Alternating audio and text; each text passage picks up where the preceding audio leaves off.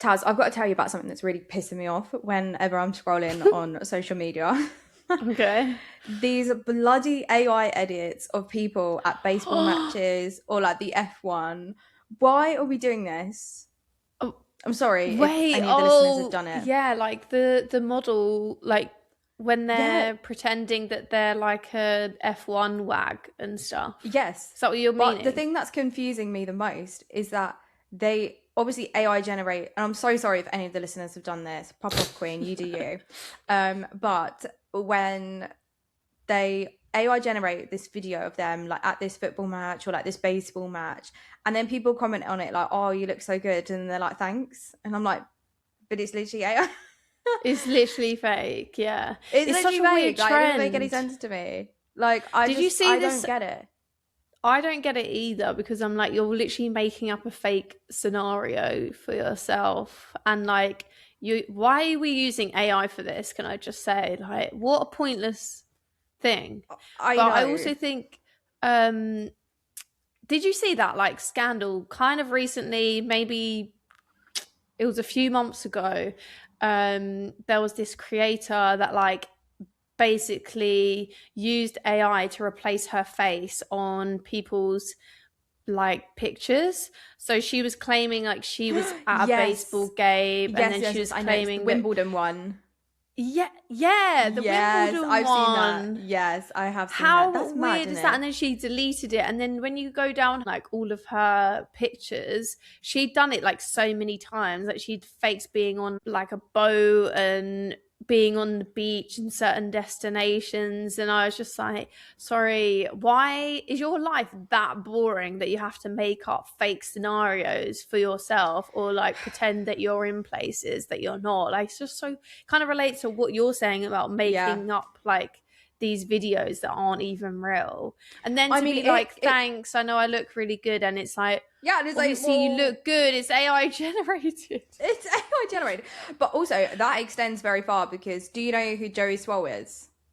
Yeah. You must do. Everybody knows who 𝗄𝘂𝗁𝗯 is. But I also see him posting about creators who, this is messed up on so many levels, but there'll be some creators who will use AI to make it look like they've got like Down syndrome or something, to sell their OnlyFans as like a god. I'm going really deep into the whole now. Accounts. Have you seen it? It's crazy. Yeah. I'm just like, what the hell is actually wrong with us as a society? Like, genuinely. Yeah. Or it's just the whole, have you seen like the I mean, there's so many like AI accounts out there. There's accounts out there that the whole content is like a fake AI person. And you know when you watch the video and then nobody clocks it in the comments, and I'm like, no, like how's no one clocking understand. this? Is obviously AI. Yeah, it's mad. Yeah, but you know, really it's got weird. so good that sometimes I do think to myself, like, is this AI? And I'm like, I'm going through all their videos, I'm like, I actually don't know. Like, I think we're cooked. I mean, AI can't take our jobs, Liv, so I mean, maybe you're coding, but definitely not wet lab. I was about to say, it's taking my job, babe. It already has. Sultan, wet lab is the way to go for now. I mean, they can't, you know, I still have this job. They can't do the podcast how we do it. You know what I mean? Well, like, I don't know. Maybe I wouldn't mind like an AI generated version of me that I sit down and do the podcast, because, you know, it takes a long time, guys. It does take a long time. I'd like an AI generated version of me to do the research. That would be great. Yeah, that would be good. Do you know what I mean? And then I can just sit here and yap and yeah, we can yap and have a good time and not have to do all the background work that goes into it. Yeah. No, we love it. We love it. The research for today's topic was very interesting. So I am excited to get into it. So let's not waste any time. Let's get into today's topic. Welcome to the So Cultured podcast, where we explore science and tech unfiltered. We're your hosts, Liv and Taz, two girls who love STEM and spilling the tea. Each season, we take on a new theme, whether it's busting conspiracy theories, celebrating women in STEM, or breaking down the science in your favourite sci-fi films. And of course, in every episode, we spill the laboratory, where we share your wildest stories from the world of science. Let's get into this week's episode of So Cultured. What if you are the only real person on this earth? I mean, what if every conversation you've ever had, every relationship you've ever formed, every stranger you passed in the street has only ever existed inside your own mind? I know that sounds completely ridiculous at first, but the reason this whole idea is actually quite scary is because technically we cannot fully disprove it. When you really break reality down, the only thing you experience directly is your own consciousness because everything else comes through your brain. Every sound you hear, every face you recognize, and every memory you have is processed through this 3 pound organ sitting inside your skull. And the scary part is that the human brain, as we know, is not a perfect recorder of reality. So we already know, for example, that like your brain hallucinates, it fills in blanks, it creates dreams that feel completely real, and it's also really well known for generating false memories or making people hear sounds that were never actually there. And now, with the rise of AI, as we spoke about in the intro, things get even weirder because we suddenly have machines capable of sounding emotional, self aware, and almost human like, despite the fact that we have absolutely no idea whether they're actually experiencing anything internally at all. So, an AI can tell you it's scared, happy, lonely, or maybe in love, if anybody's seen those documentaries. I have. But does it genuinely feel these emotions, or is it just generating convincing patterns of language? Because when you think about it, that's kind of the exact problem we have with other people. Like, we assume the people around us are conscious because they behave like we do, but we can actually never directly experience anyone else's mind. And once you start pulling on that thread, it leads to a very disturbing question. If your brain is constructing your experience of reality, then how do you actually know that anything outside of your own mind truly exists? Oh gosh. I feel like this whole kind of thought process and idea, it makes me feel a bit uncomfortable because like, yeah, it's like, how Mm-hmm. do you know that you're not just like the only person in this one simulation? Because like obviously like you're the only one who experienced reality the way that you do. And I'm like, oh, it is weird. And you can only see Mm-hmm. anything in first person, whereas Yeah. how do you know everyone else is real? Yeah, I don't know. You don't know other people are real, obviously, but at the same time, Mm-hmm. I've obviously never experienced someone else's consciousness directly, only like my own perception of them.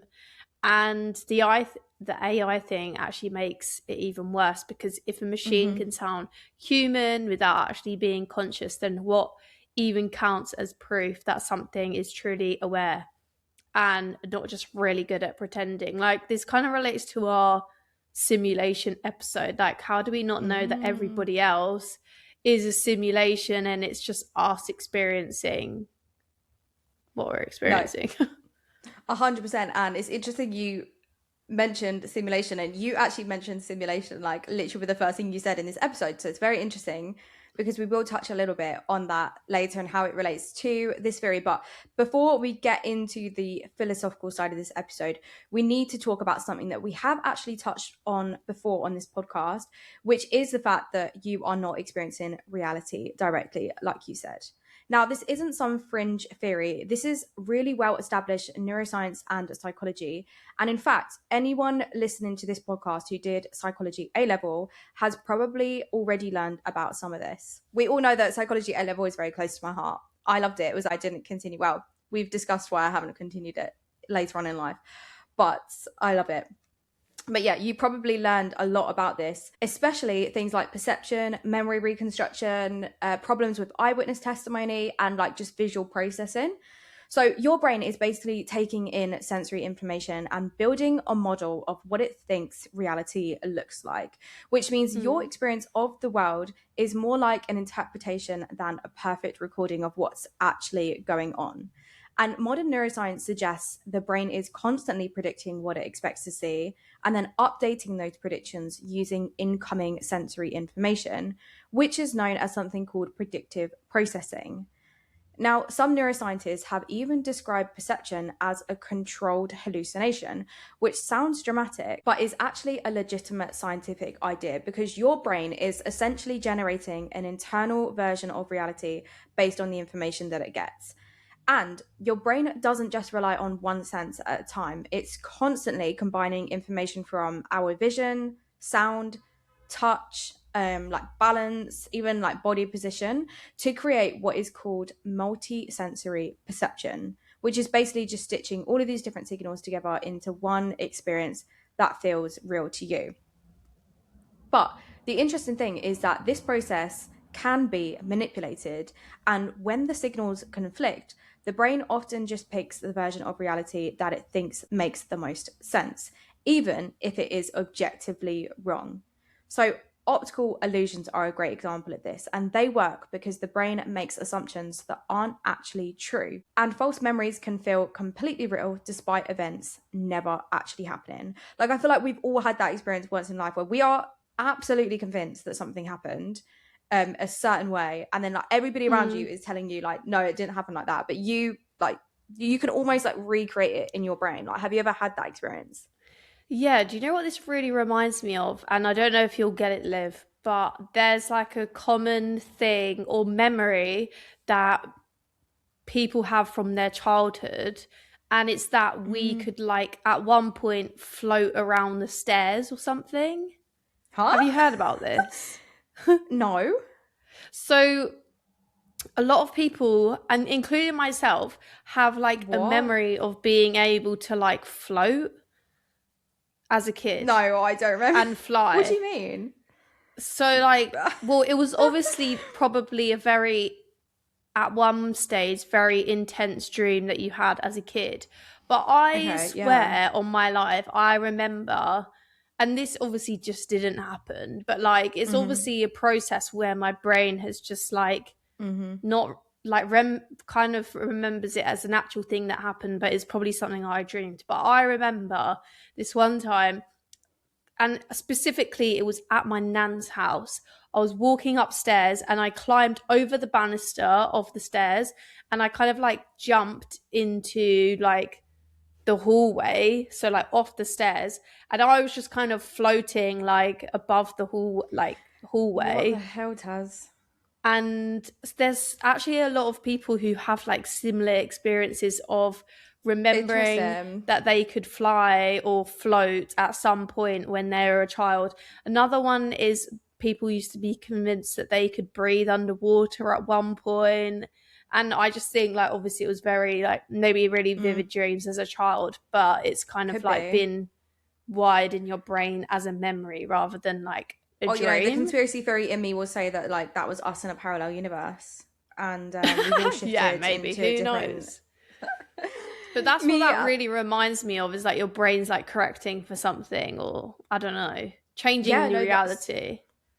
That is definitely interesting, and I hadn't heard about this, but if any of the listeners remember floating as a kid, let us know, because please let me know, unless I'm going to sound like an absolute maniac. No, it's definitely interesting, and that is probably just one example of many, but one of my favorite examples is the rubber hand illusion, which I think is one of the weirdest psychology experiments ever. So in 1998, neuroscientists conducted an experiment where participants would place one of their real hands behind a screen so that they couldn't see it, while a fake rubber hand was placed in front of them. The scientists would then stroke both the hidden real hand and the fake hand at exactly the same time. And then eventually they would stroke just the fake hand, but not their actual real hand. But after a short period, many of the participants began to feel as though the fake hand belonged to them, and they felt like they could actually feel their real hand being stroked, even though it wasn't. But because they're looking at the rubber hand like in front of them, they're convincing themselves that they can actually feel it, which is literally crazy. Really simple, easy experiment, but really, really interesting. And then, like you just hinted at a second ago, dreams are also a really great example of it, because when you're dreaming, your brain can literally create entire worlds and experiences that feel completely real, like you've just said, but obviously they're not actually real. And we spoke about this before, but I am such a vivid dreamer, especially recently. I feel like I've been having the most crazy vivid dreams, and I wake up and like it takes you a minute to be like, am I dreaming right now or am I waking up from a dream? Like I'm not sure which one it is. Yeah. Have you ever had those dreams where you have woken up from a dream inside a dream? So like in your dream, you're dreaming, and then you dream that you wake up, but you've not actually woken up. And then you're like, oh wait, I'm still dreaming. Kind of like, was it Inception, that film, where they're like, am I still in the dream? I don't know. I haven't seen the film. And they have to like spin. Well, it's got Leonardo DiCaprio in it, and he has to like spin like a topper, and if it just keeps spinning, then he knows that he's still in the dream or something. I don't know. Oh my god! But not seen it. I get really vivid dreams, and I've had a dream where I've woken up from a dream, but I'm still in the dream. And then when I wake up in real life, I'm like, oh, that was horrible. Like I thought I was already awake, but now I'm awake, kind of thing. Oh my god, no, I've never had that. I do just have like recently I've had a lot of dreams where I wake up and I think like it felt so real that I'm like, oh my god, like thank god that wasn't real. Like it genuinely takes me a minute to be like to come around. I actually had this, reminds me of a dream I had the other day. I literally dreamt that I had rabies. Like I literally had rabies. My god, stop. And I woke up and I was like like if any of the listeners know how like of much of a fear that is for me and how relevant that is in my life. And then I woke up and I was like, thank god my life is still okay. I keep having dreams that I'm being arrested for like something really bad, like I like murder someone and then I'm like being arrested, but like the whole dream is me like trying to like escape or evade the police, or like I'm constantly living in fear that the police are going to come and get me. And then it's like this, it's just a whole, I'm just very anxious. And then I wake up and I feel really, really anxious that like someone's after me. And then I'm like, okay, it's a dream. No one's after me. And I feel such relief.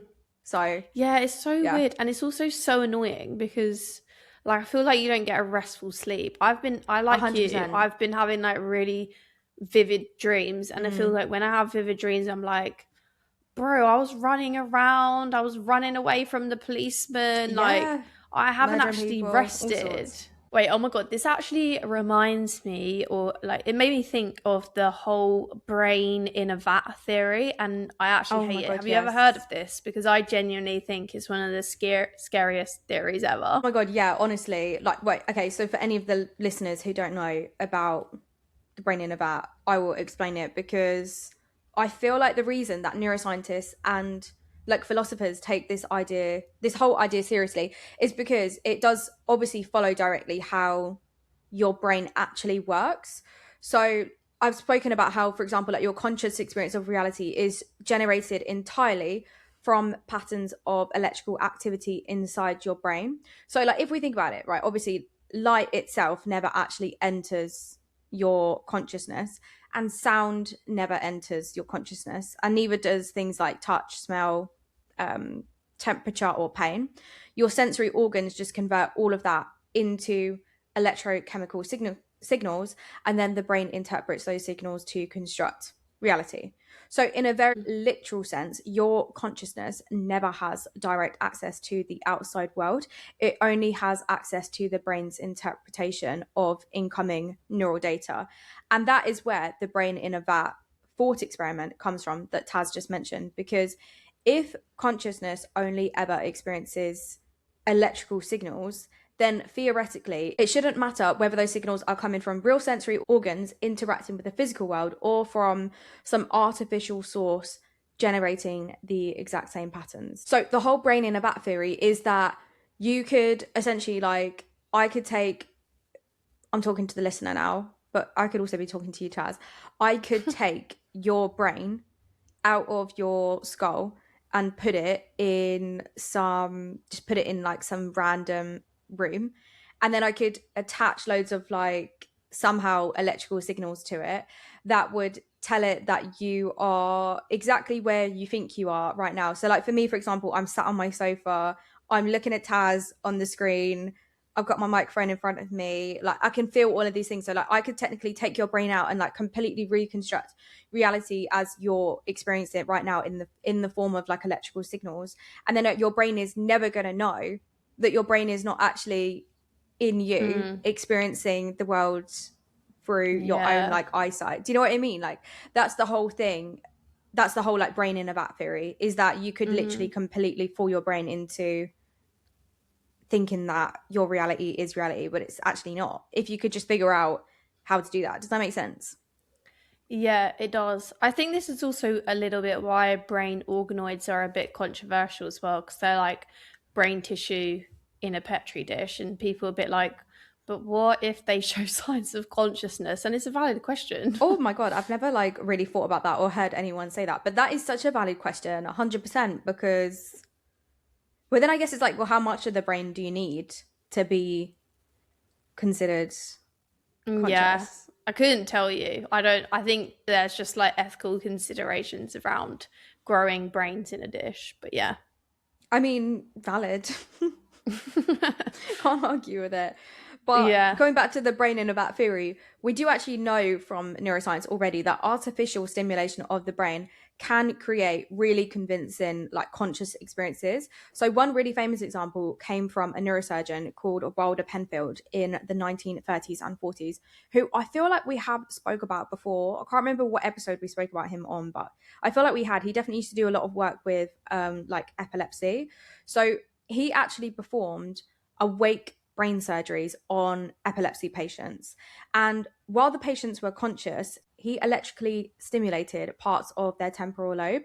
And some patients basically experienced like really vivid memories as though they were reliving moments from their like life in real time.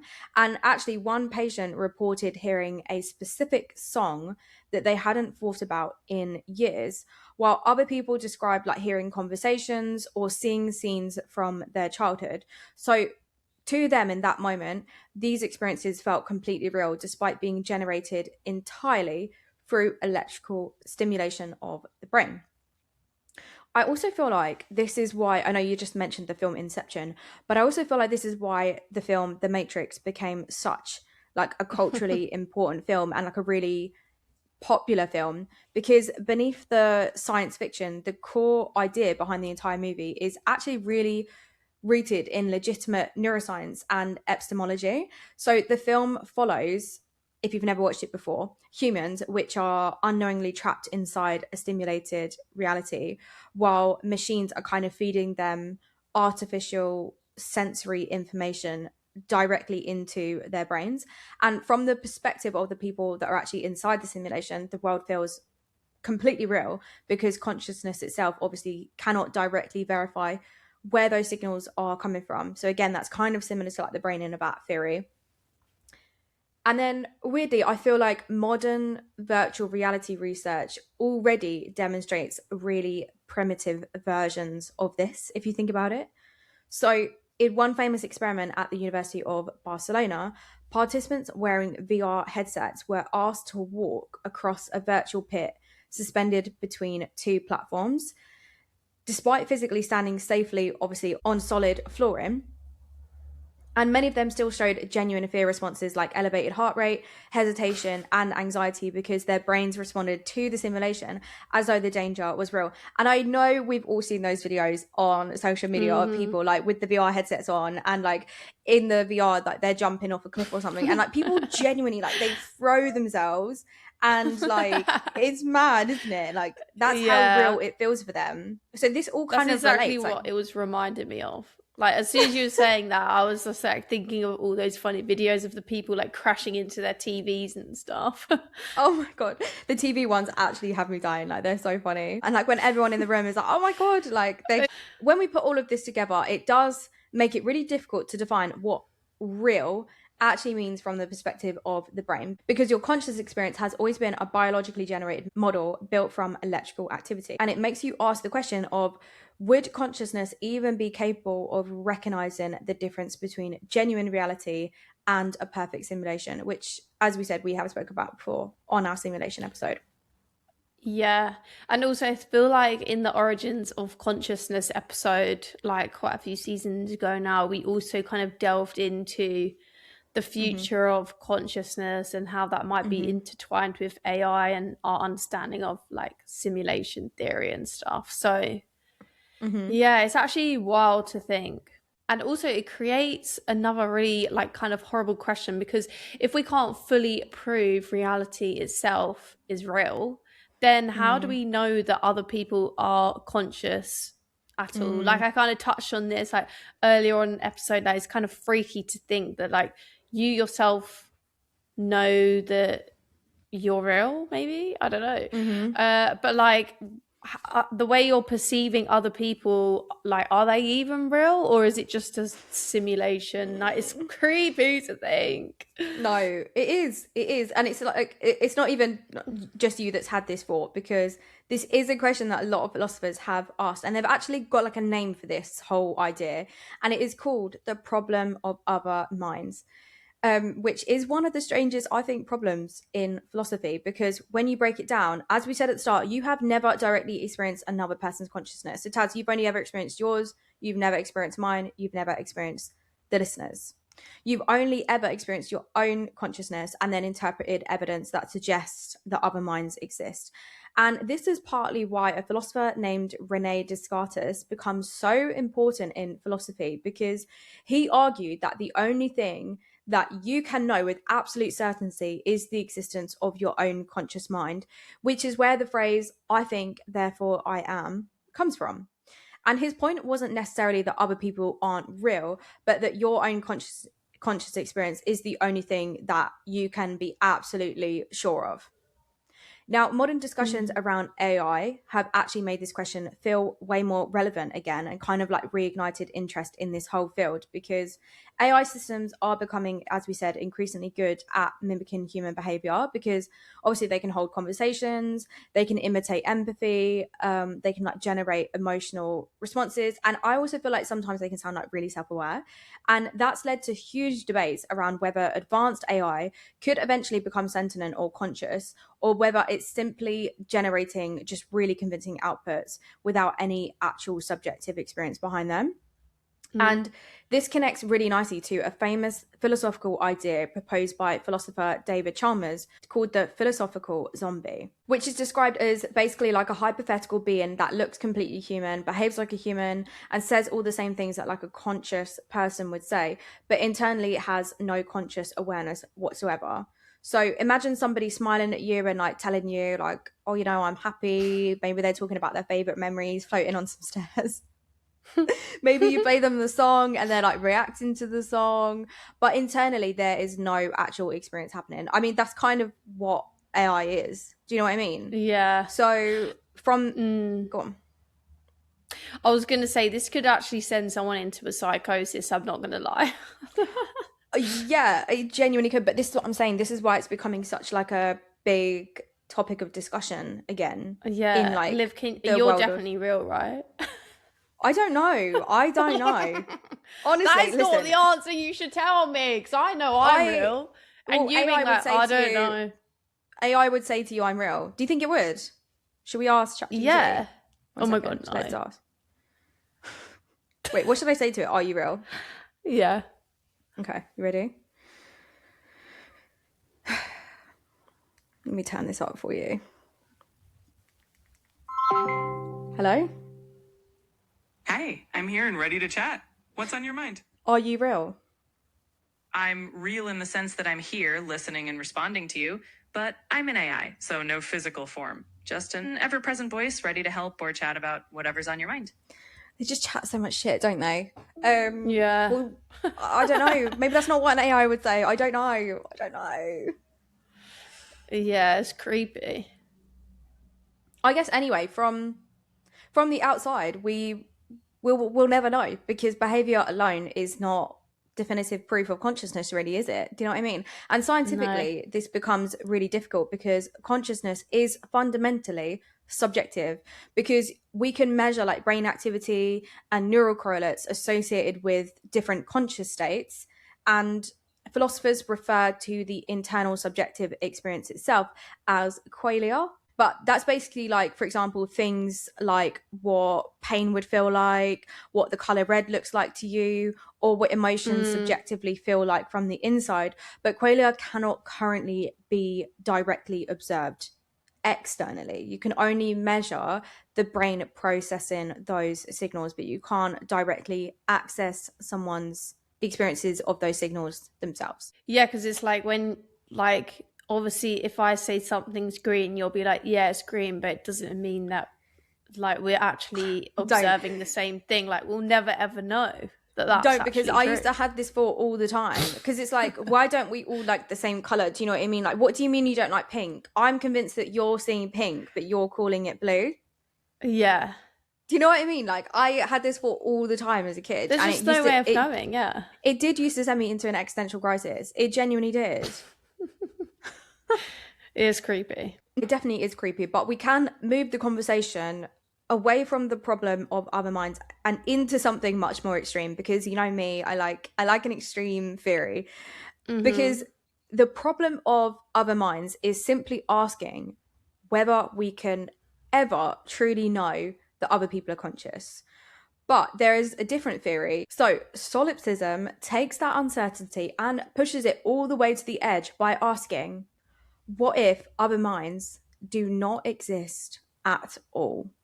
So the word itself comes from the Latin solus ipse, meaning self alone. And the theory started emerging out of radical skepticism in philosophy during the 17th and 18th century, particularly after philosophers like Rene began questioning what humans could actually know with certainty. Over time, some philosophers took that logic further and argued that if consciousness is the only thing directly accessible to you, then perhaps consciousness is the only thing that you can truly claim exists. And interestingly, there are certain neurological and psychiatric conditions that can make reality itself feel quite unstable, which is partly why solipsistic ideas can feel psychologically very convincing to certain people. And one example that is given a lot is something called derealization, which can basically happen during anxiety, trauma, panic attacks, or like chronic stress. And it's where people suddenly describe the world as feeling dreamlike and artificial or simulated, almost as though they're watching reality through glass. And people around them can start feeling strangely unreal despite logically knowing that they do exist. And neuroscientifically, this is thought to involve disruptions in emotional processing and sensory integration, where the brain continues perceiving the external world but loses the normal emotional sense of realness that is attached to it. And that is the important link, because solipsism often begins with this feeling that reality itself no longer feels trustworthy or emotionally convincing. There are also more extreme examples that show how the brain can completely alter somebody's interpretation of other people. So in 𝗾𝘂𝗲𝗀𝗯𝗯 syndrome, this is where somebody becomes convinced that a loved one or like someone that they know quite well has been replaced by an identical imposter. So in this condition, they still recognize the person's face correctly, but because the emotional familiarity response is disrupted, the brain stops interpreting that person as like genuinely real or authentic, and instead it creates like this entirely new explanation to make sense of the mismatch. Now, obviously, this doesn't support solipsism scientifically, but it demonstrates something important philosophically, which is that the brain's sense of what is real or trustworthy is not as stable as we like to think it is. And people like to use examples like this as a, not evidence, but like a support for the idea that solipsism could be real. And dreams are another reason that this theory has fascinated philosophers for centuries, because obviously when you're dreaming, your brain can generate entire worlds with people who appear fully conscious and independent, as we've already spoke about. So like in your dream, they'll speak to you, they'll like maybe even have an argument with you, and then like we said earlier, like when you wake up, you realize that all of those people were just generated entirely by your own mind.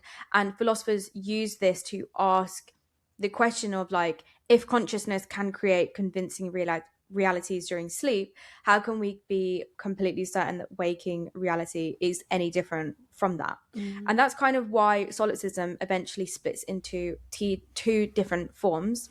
So we have something called metaphysical solipsism, which is the strongest version and argues that your own mind truly exists. And then you've got something called epistemological solipsism, which is two big words, which is kind of like the less extreme version of this theory. And it says that we simply cannot know anything beyond our own consciousness with absolute certainty, as I said earlier. So there are even versions that appear in cognitive science and philosophy of mind as methodological tools rather than literal beliefs about reality. But importantly, obviously, none of this is actual evidence that solipsism is true and actually a real thing. And a lot of scientists actually just reject it as a serious thing. But the reason it survives philosophically is because consciousness itself is private, and like we said, it's subjective.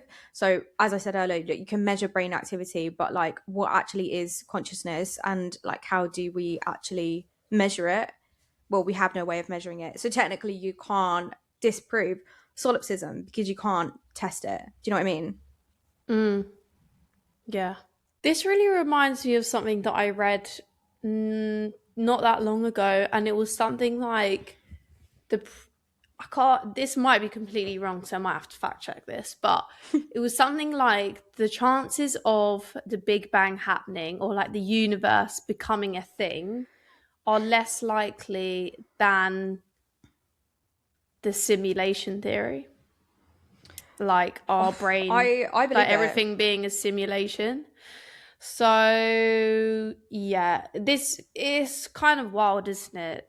Like this whole thing is wild. And everything that you're saying is like I've had derealization before, and it is like a scary thing. Yeah, I went through a really, really anxious phase, and I think like when your brain is like in a constant state of like anxiety, because you spend so much time like in your head, you kind of start to like not really take in things from outside. Like, you know, like you're, even if you're like walking around and you're daydreaming and stuff, you're not like internalizing stuff that's going on around you. And because you're like anxious, it's kind of like a constant state of that. I kind of think, well, for me, this is my own personal experience.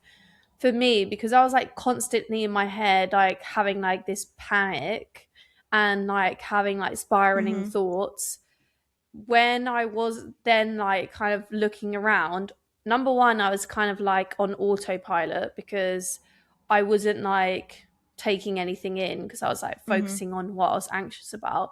But secondly, like once you kind of get over those anxious thoughts, I think because your brain gets used to that, you kind of start like the way you process outside is really differently, and you do kind of feel like you're almost looking down on yourself rather than like experiencing things. Yeah. But yeah, this is really starting to sound like the simulation theory now, like the idea that reality only exists because our brain is like generating it or interpreting it, and it's actually kind of scary to think about.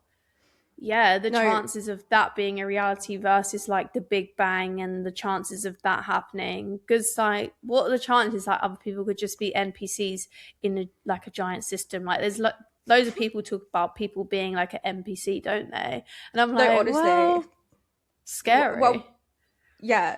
Okay, so the NPC thing sounds crazy, but okay, backtrack. There is a massive overlap, you're right, between solipsism and simulation theory, and a lot of people talk about them like together because they say like simulation theory supports solipsism supports simulation theory, whatever, even though technically obviously they're different ideas.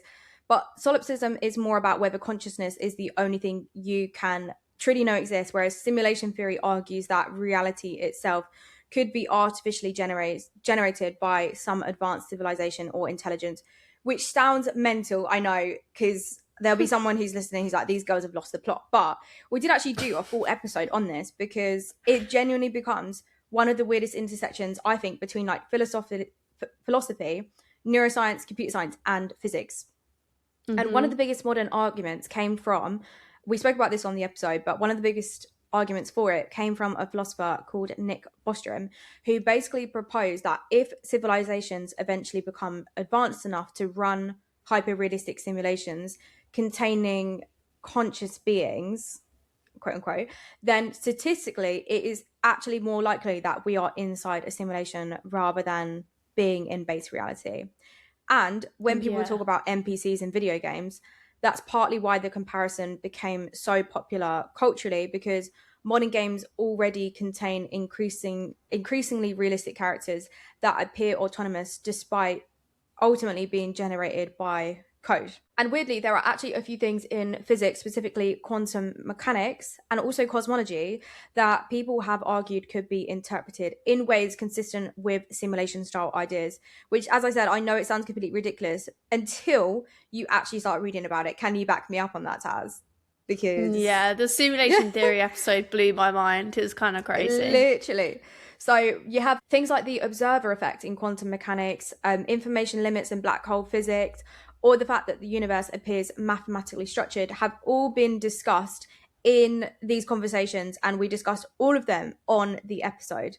Although most physicists wouldn't interpret them as evidence of a literal simulation. But if you want to learn more about the simulation theory and like deep dive into the actual evidence that exists in like quantum mechanics, then you need to go and listen to that episode, because honestly, if I tried to put it in this episode and convince you in this episode that simulation theory is a total possibility, this episode would probably be 2 hours long and you'd probably question my sanity.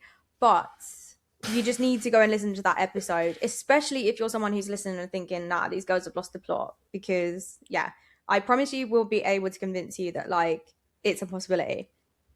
But consciousness itself is honestly another huge rabbit hole that you could go down, because despite all of modern neuroscience, as you said, we really don't understand how subjective conscious experience emerges from like physical matter. So we can identify, as we said earlier, neural correlates of consciousness, but we still can't fully explain why electrical activity in the brain should produce, or how it produces, the feeling of being aware in the first place, which is why consciousness is still considered one of the biggest unsolved problems in science. And as Taz said earlier, we have also done a full episode on consciousness itself. That is in, I think it was season 4, Origins.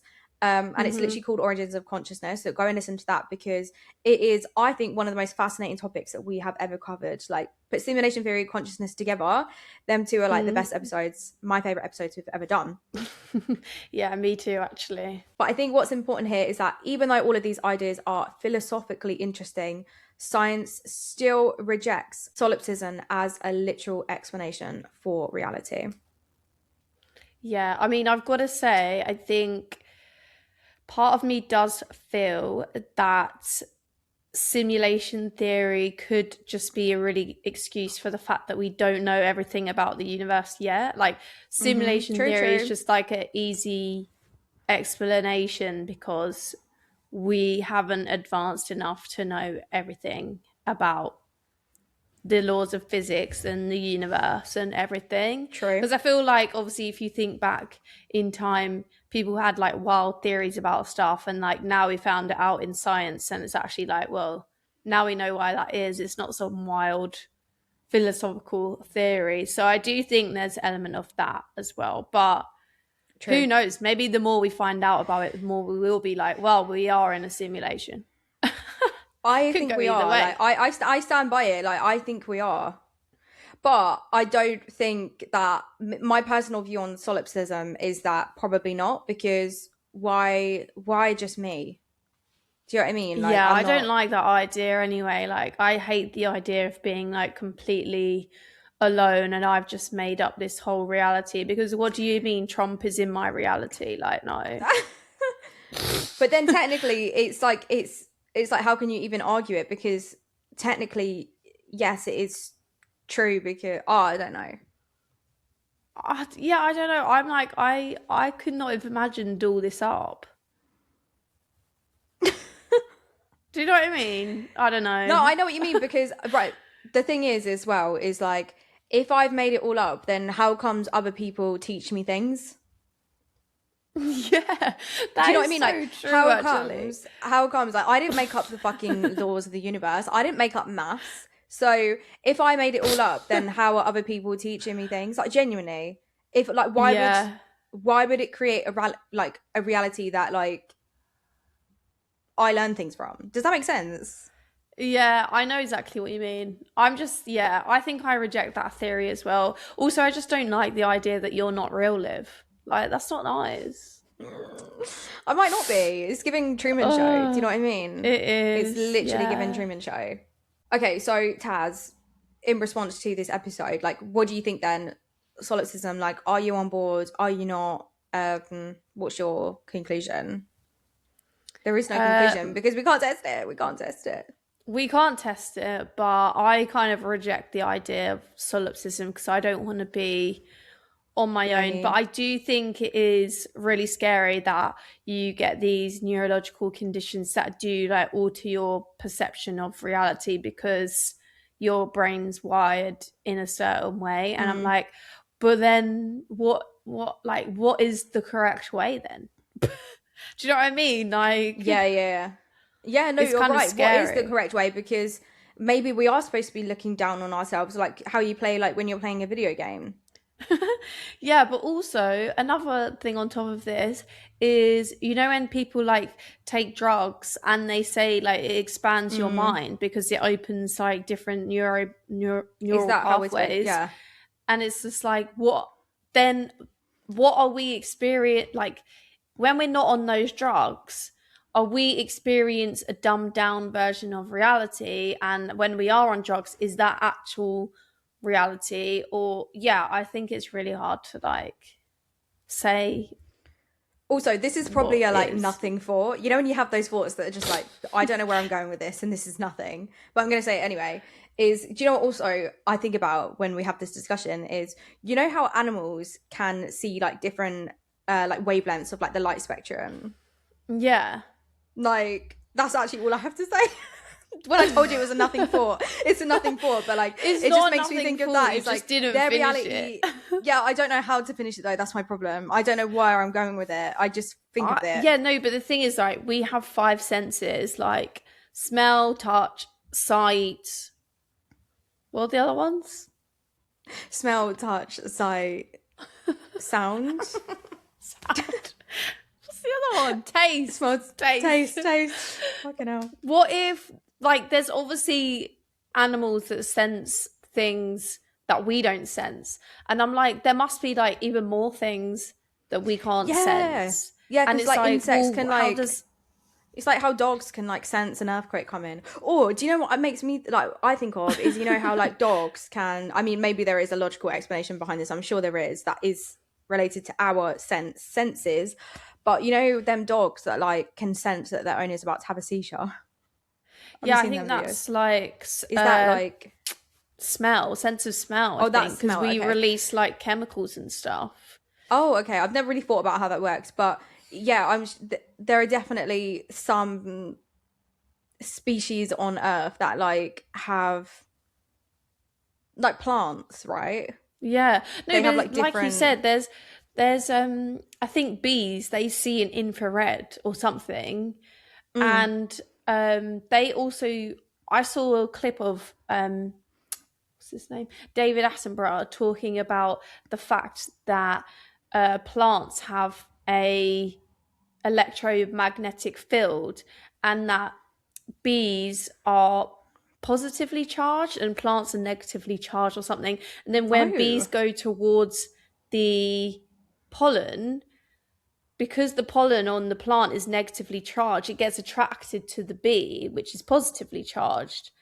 And when the flower doesn't have pollen, it's something about the electromagnetic charge is neutral, or there's nothing to attract, so the bee knows not to go necessarily near the flower. And I'm like, these are all things that we can't sense at all. So it's just right. I think it's crazy. Coming back to the brain in a vat, could we put the brain in the vat and like somehow give it some electromagnetic signals?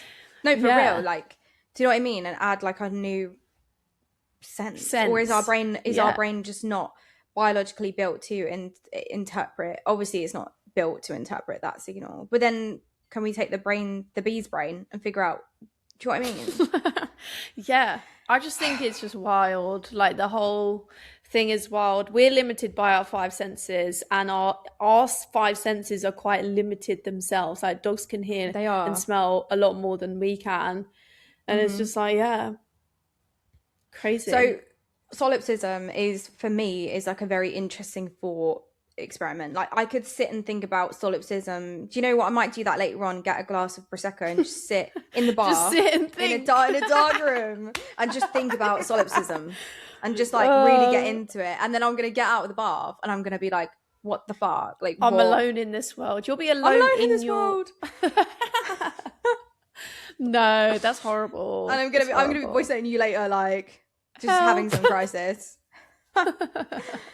No, I think it's an interesting theory, but I think it's one of those theories that I think requires a lot of thought if I wanted to give like a proper opinion on it. Do you know what I mean? Like, I'd have to really sit and get really deep into it. Yeah, I guess that's why it's like a philosophical like kind of question. But honestly, Liv, I feel like you always bring subjects which like blow my mind and kind of send me in a bit of an existential crisis. So thank you so much for this episode. It's been so You are welcome for your crisis. Interesting. And also, guys, if you like have any questions on this, or you have any points, or if you remember floating when you were a kid, oh my god, please comment down below, because I want to know. And what do you think of this theory? Like, do you believe in solipsism, or do you believe in simulation theory? Like, what are your thoughts? But obviously that's the end of this section of the episode. For now though, we have still got our laboratory and we've got a very interesting listener story, so let's get into it. Let's go. This episode is sponsored by 𝘶, the smart citation tool for your everyday research needs. Taz, I don't know about you, but I think 𝘶 really sets itself apart from other citation and reference tools. Yeah, I feel the same. With 𝘶, not only do you have access to over 250 million papers, but it can summarize a paper into a report, format citations, and more. Yeah, and not only that, but I also love that you can connect it to tools like ChatGPT, Claude, or Copilot, and it basically just upgrades how those tools actually handle research. Yeah, so instead of getting a general answer, your AI is actually searching through a huge database of research papers. And the key thing is it's not just looking at the titles or abstracts, it's searching inside the full text. Honestly, it's such a slay because it just makes such a big difference, because a lot of important details don't really show up in abstracts, and I feel like most tools just miss that completely. On top of that is the smart citations feature, which I think is one of the most useful features, because it doesn't just show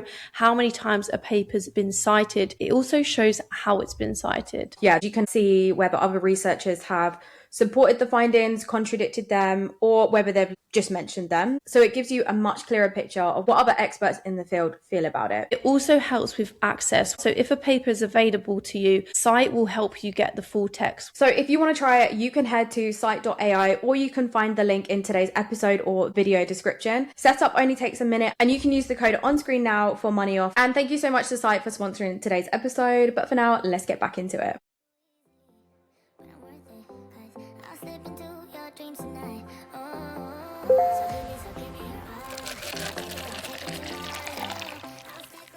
So the tagline for today's listener story is, "My supervisor ghosted me." So it says, "So I defended my PhD last year, and the crazy thing is my advisor and I didn't meet for over 3 months before I defended.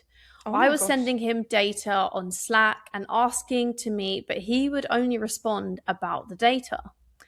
I'm under the impression that I'm going to continue working on getting my next first author manuscript submitted, as I've been told by the program director. I've started applying for jobs at this point and was interviewing for one, but hadn't secured an offer yet. My PI doesn't know any of this because, again, we weren't meeting leading up to the defense, and he's just sending me edits for my dissertation on Slack. Whatever, I thought maybe he's busy. So come defense day, I had a great defense, including the private Q&A, and so I passed. Yay! Congrats! Congrats! But then a couple of days after the defense, he emails me to tell me my last day will be at the end of the month, like less than 2 weeks away. I was like, maybe he just thinks I already have a job lined up, because what the hell, we still have to submit my next first author. I completely finished the manuscript write-up as a dissertation chapter, and since we hadn't met in so long, I had no idea what journal he wanted to submit it to, any final experiments he's thinking about, nothing. So I emailed back all professional to update him on my job search and to ask about the manuscript again. And he emails me back and is just like, I'll make the final decisions, but your work is done. Sorry, what? I offered to do any final experiments needed multiple times on Slack in the months leading up to my defense, and he's just trying to kick me out. He then kicked me out of the Slack group and off the data drive. I ended up asking to get a formal written agreement mediated by a third party to have it in writing that he would describe the remaining experiments, that I would remain first author, and that he would send me email updates on the final draft before submission. It was all pretty ridiculous and shouldn't have been necessary, but had to be done because he refused to have a simple meeting and conversation with me for some reason. Anyways, here is the crazy part. I reported an instructor, his main source of research output, in his lab for sexual and gender-based harassment about a year before I defended. My PI said he would help me at first, but honestly, I think he really left me out to dry. I refused to work in the same physical space as this person after I reported it, so I started working in my committee member's lab, but I still had the same PI. My PI stopped inviting me to lab meetings, and I only learned about it when I learned it from the lab manager over lunch one day. So I asked my PI about it. He got really pissed at me for asking. I reminded him that he and I and the director of the program had agreed I would attend any lab meetings remotely if this person would be there. After that, he just stopped having lab meetings altogether. An undergrad RA also reported the instructor due to her own unfortunate experiences, and my PI ghosted her out of the lab. She ended up switching labs. Recently, I learned he and the instructor put out a preprint that is directly relevant to my first author paper in the lab. Ooh. Interestingly, they didn't cite it, even though it was the same exact topic.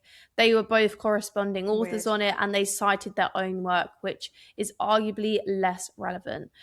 There's more, but I think that's enough for now. But it doesn't seem so coincidental when you look at it all together, does it? Mm-hmm. Anyways, I'm miles away from it now, and luckily in a much happier, healthier environment. And best of all, I'm still excited about my career as a scientist. Oh, thank God. I love a happy ending. That's very good. Yeah. Do you know what? At the start of this laboratory, I was thinking, I don't know about this, because I'm just going to dissect. I'm going to dissect the start of it because, at least in my experience, the day I finished that PhD and I defended, I'm out. I ain't coming back. I ain't coming back to do anything. What do you mean? Well, sometimes, like, if you're unlucky, you get major revisions. Yeah, like, you'll work a little bit. Like, obviously, like, I mean, I got an email from my PhD supervisor 4 days ago, and you know, I'm nearly 4 or 5 years out of finishing. We're still in contact, so absolutely, you still work together because you're working on stuff, you're finishing stuff up.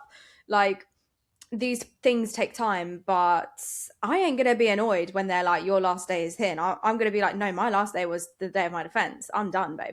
I'm out. I'm not coming back into this establishment again. But I will continue to work with you remotely. So that was what I was thinking at the start, is like, I think maybe you should let go, like, pull away a little bit, go and start your new job, and just like, this is something that you work on in your spare time.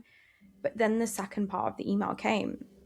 Yeah. And I also think, like, just to be like, to another viewpoint, right, is if she's like, oh, I needed to finish up a few experiments for my first author manuscript, I do get it, because it's like, no one else is going to do that. Like, if you just need a few more weeks in the lab just to finalize a few experiments, then I do get it. And like, he should support, the PI should support you in doing that, because like, it benefits him as well. It benefits them as well. So Why do I just fucking always assume it's a fucking guy? We always doing do this? that. It's We so always do that on this bad. podcast. So we bad. always do. I Oopsie. can't lie though, from their behaviour, I am inclined to believe it's a man. Just from the second I part think of the email. because my supervisors were all men, I really Same. just go to say Same. he, but like I probably shouldn't do that. But yeah, the second part of the email was kind of crazy. Like, oh, just so annoying. I think like this It's the happens preprint in the for lab. me, and the fact that they haven't cited her work, because surely their authors are on that as well. So why are you not giving yourself another? Who the hell is not citing themselves in their papers? Like, I'm a serial self-citer, so I find it odd that they're going to the effort of not citing themselves. Yeah. AKA her, and Yeah. it's giving hater. And then the fact that the other like undergraduate reported him as well, and then she also got kicked out. Yeah. That's so problematic, I think. I think it's pretty common in the workplace when it comes to like managerial positions and like, I don't know, not taking a woman's word seriously. It's all too common and it shouldn't happen. And it just seems like they do not take you seriously, to be honest.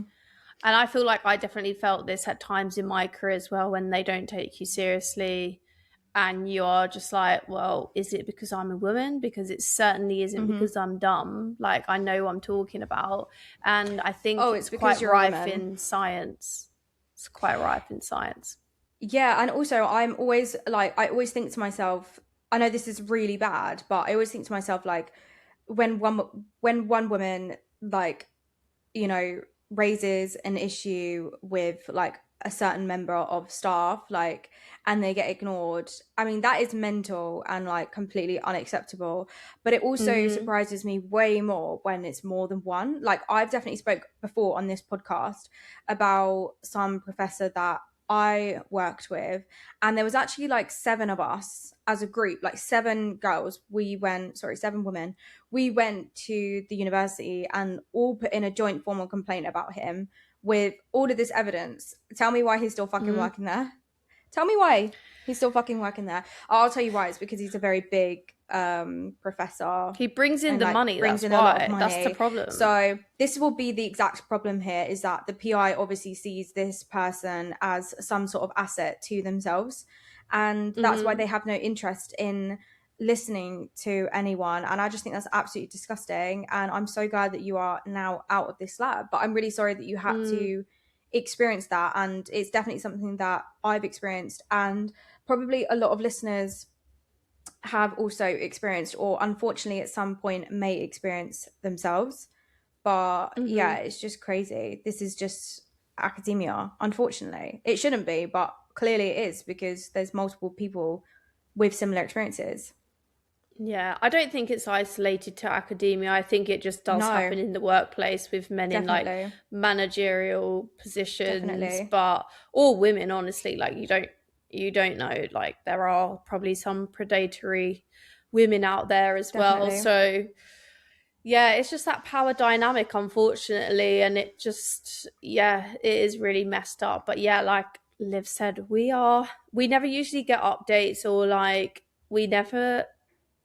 people usually tend to present a problem to us. We never really get like a resolved situation. So it is so nice that you are in a much like happier environment, and does go to show there are way better environments out there, and it kind of proves that you should not settle for a toxic workplace just to... Definitely. Yeah. And also the other thing is, like, sometimes just leave the paper. I've left papers before. I told you in last week's episode, I've left a preprint. I've just left it. Yeah, you know, I find 100%. it's a really sad thing to do, to kind of leave something, but ultimately sometimes I just think protect your peace, and it's just not, sometimes it's just not worth it. Like, I'm just like, it's just not worth it. Not that, by the way, like, the people I worked with on that paper, like, are lovely, amazing people, but I think the working dynamic for me was not worth it.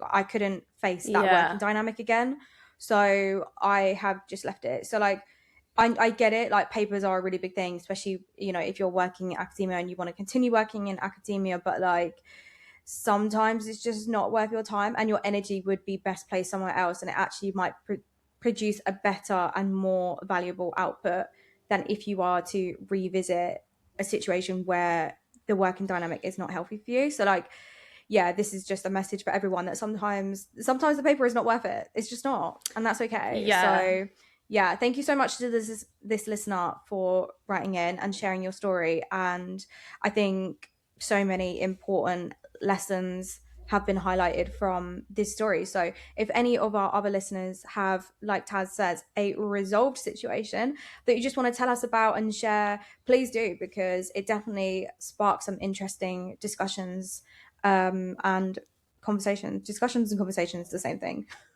You guys know what I mean.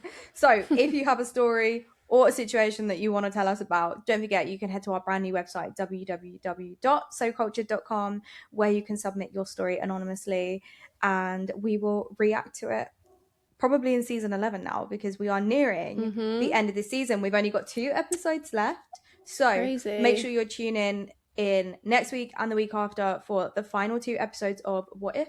But for now, that rounds off today's episode, so we will see you guys next week. Bye.